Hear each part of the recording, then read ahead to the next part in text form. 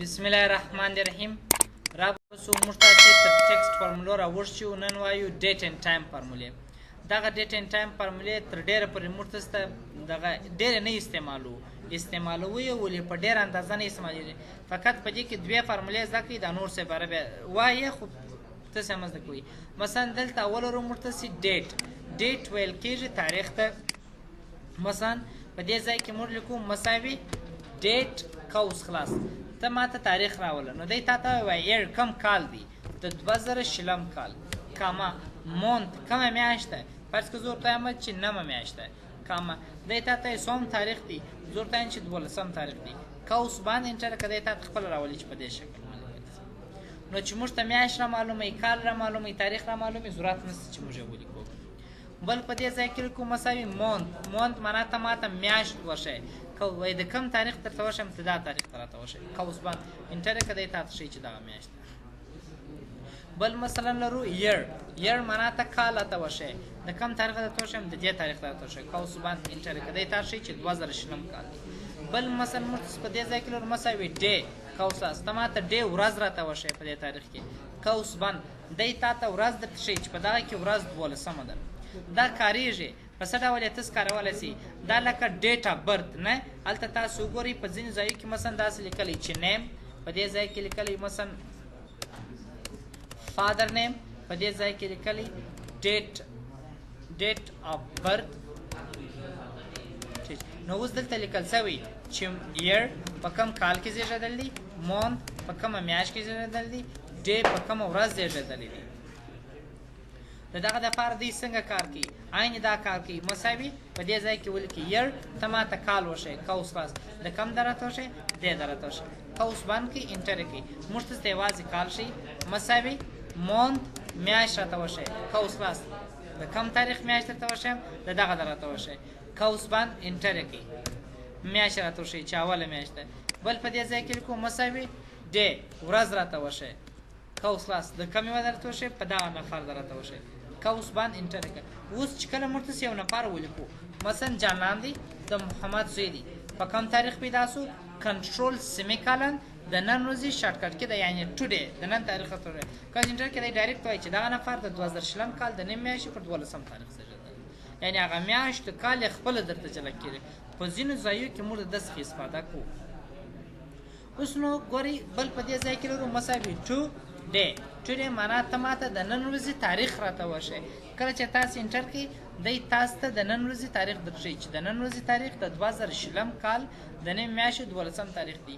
د ټوډے خاصیت دا دی چې دی اپډیټېږي. که ته سبا را خلاص کړې په اتومات ډول سبا راځي چې 14 تاریخ دی، که بل سبا را خلاص کړې د بل سبا تاریخ درته راځي.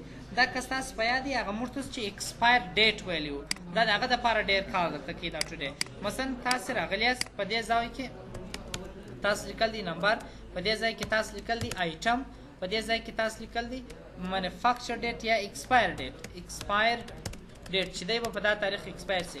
دلته موږ څه لیکئ ټوډے، په دې ځای کې مو لیکل ریمین ډے څو ورځې پاته دي. نو دلته خو به تا ولیکئ چې دی به د 2020 کال مثلا د جیشم تاریخ د 5 میاشتې ایکسپایر سي.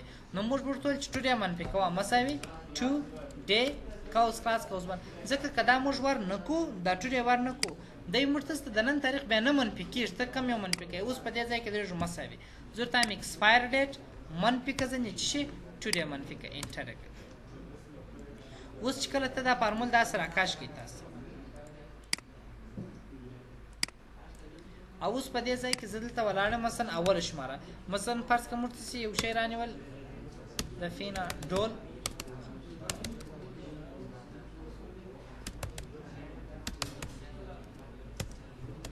5 ګرام ټابلیټ دا شی مرانوي. مثلا دلته موږ ولیکل چې دی به فرض که د 2020 کال مثلا د 12 میاشتې پر 20 تاریخ ایکسپایر سي. کله چې ته انټر کې او دلته راسئ دا چې ته واړوئ جنرال ته یې واړوئ چې موږ تاسو ته یې په ورځ باندې بدل کړي. دی تا ته د دغه جنس 9 ورځې پاته دي. اوس که د سبا تاریخ سي دا 14 کېږي باره 9 پاتې کېږي. ورځ په ورځ دا تاریخ چې کېږي درته اپډیټېږي. نو بل په دې ځای کې چې موږ فارمولې ته راځو، بل په دې ځای کې لرو ډے ویل کېږي ورځو ته. اوس په دې ځای کې د ډې دا معنا چې ته ماته وښیې چې په دې کې څومره ورځ ده لکه مخکې چې موږ ویل نه چې په دې کې 12 تاریخ دی دا به موږ ته ستا تاریخ وښوي چې دا تاریخ دی بل په دې ځای کې ډیز لرو ډیز بیا دا معنا که ته غواړې چې د دوو تاریخو تر مابین دا معلوم کړي چې دا کار مې په دا تاریخ شروع کړ دی په دا تاریخ یې خلاصوم نو دا به څومره وخت ونیسي څو ورځې به ونیسي دغه ته ډیز ویل کېږي مثلا تا یو پروژه دلته واصل په دې ځای کې تاسو نمبر ولیکئ دلته تاسو ولیکل پروجیکټ په دې ځای کې تاسو ولیکئ چې سټارټ ډیټ په دې ځای کې تاسو ولیکل چې این ډیټ او دلته غواړئ چې ټوټل ډیوریشن معلوم کړئ چې دا په څونه وخت کې سرته رسیږي اوس موږ د دې دپاره لرو مساوي ډیز کوس کلاس ته ماته چې وښیې ورځ راته وښیې نو دی وایي ستا د پروژې این ډیټ کومه دی زما د پروژې این ډیټ دغه دی کامه بیا دی تا ته وایي سټارټ ډیټ په کوم تاریخ سره شروع شوی او په دا تاریخ سره شروع شوی کوس بند انټر دا پروجیکټ داسې راکش کړه اوس مثلا ما دپاره ما M+P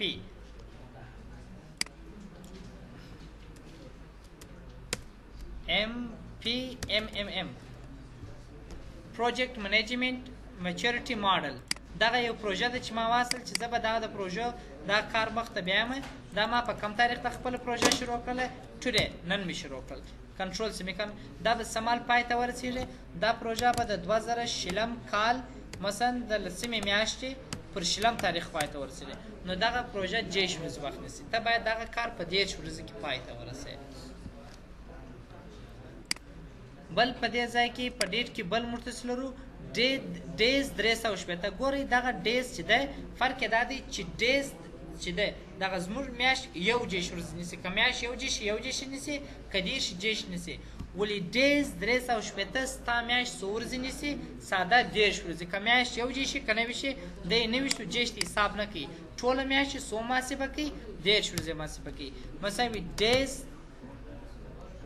360 کوس دی تا ته وایي سټارټ ډیټ چې کوم یو دی عیني دا زما سټارټ ډیټ دی کاما این ډیټ چې کوم دی دا زما این ډیټ دی کوس باندې انټر کړئ دی تا ته 24 ورځې وخت نیسي ځکه دغه تاریخونه په دغه میاشت کې په دغه تاریخ ده د کومه میاشت ما لیکل ده دغه یو جیش نه ده جیش ده نو په دا خاطر د موږ ته چې ونیوله یو جیش ولې که زه راولاړ سم دا 2021 کال ورکړم د 2021 کال مثلا د نیمې میاشتې شلم تاریخ ورکړم ګوره په دې ځای کې 323 ورځې سولې او دلته هم څو سولې 388 سولې ځکه دلته داسې میاشتې راغلي دي شپږ میاشتې موږ ته سکول چې شپږ میاشتې داسې ستا چې یو جیش شي شپږ میاشتې داسې ستا چې جیش شي یو عدد فکر کوم که دوی هغه کې دغه دی څلور چې که څو یو جیش په داسې یو څو دی اوس په دې کې درې داسې میاشتې راغلي دي شپږ چې هغه څو دی 10 ورځې جیش یعنې دی ټوله جیش محاسبه کوي او دلته که یو جیش یې محاسبه کړی دی که 10 په جیش محاسبه کړی دی دا بل په دا ځای کې این ډیټ لرو این ډیټ بیا څه معنا زه غواړم چې مثلا ما پروژه واستل چې زه دا کار په شل مثلا دی ماته چې ورډ په 100 ورځې کې ورته زه ورته په 15 ورځې ښه نو دا مثلا په دې ځای کې زه ورته لیکم مثلا دلته زه لیکم نمبر په دې ځای کې لیکم پروګرام په دې ځای کې لیکم ډیوریشن په دې ځای کې لیکم ډیټ چې دا په کم تاریخ پای ته رسېږي اوس دلته لیکم مساوي این ډیټ په کم تاریخ په پای ته ورسېږي دلته لیکو مساوي ای ډیټ ته ماته ای ډیټ وښیه کوسلات وایي سټارټ ډیټ چې کوم یو دی سټارټ ډیټ زما ته په دغه تاریخ باندې دا پروګرام شروع کېږي کوم په څو نمبر کې ویل کېږي په 2 نمبر کې ویل کېږي کوس باندې انټر کړه اوس زه ورته راځم زه ورته راغلم اوله شماره ورډ پروګرام موږ وایي په 100 نمبر کې ورته وایي په 3 میاشت کې ورته وایي دا په کم تاریخ باندې شروع کېږي په دا تاریخ باندې نو دغه پروګرام چې 3 میاشتې فرض که زه ورته وایم چې وخت نیسي ډیټ یې واړوئ ډیټ دا باید د 2020 کال د 12 میاشتې پر 12 تاریخ دا کار خلاص یعنی تاسو یو کار ورته وټاکئ چې دغه فعالیت یا دغه پروژه ما په دغه تاریخ شروع کړل دا زه په 2 میاشتې کې پای ته رسوم دی ته ته چې دغه پروژه به ته د 2020 کال د 11 میاشتې پر 12 تاریخ باندې پای ته ورسې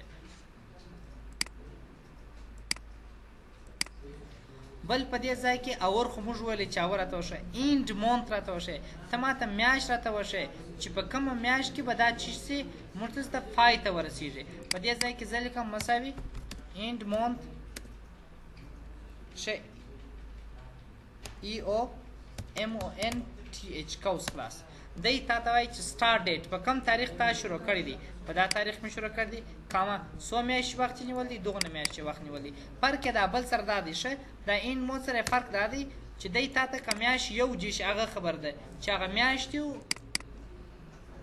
ما دلته واڼم دغه کال به تا ته پر دغه تاریخ باندې پای ته ورسېږي چې دی تا ته مکمل یې کړي اینډ مکمل یې کړه میاشت راته نو دی تا ته چې دی په دا تاریخ شروع کړې په دا تاریخ ختمې نو میاشت به ته د ولسي میاشت په جشم تاریخ به مکمل پای ته ورسې چې په دا تاریخ شروع کړې نو نور به انشاءالله الرحمن سبا د خیر سره وایي بس د نن لپاره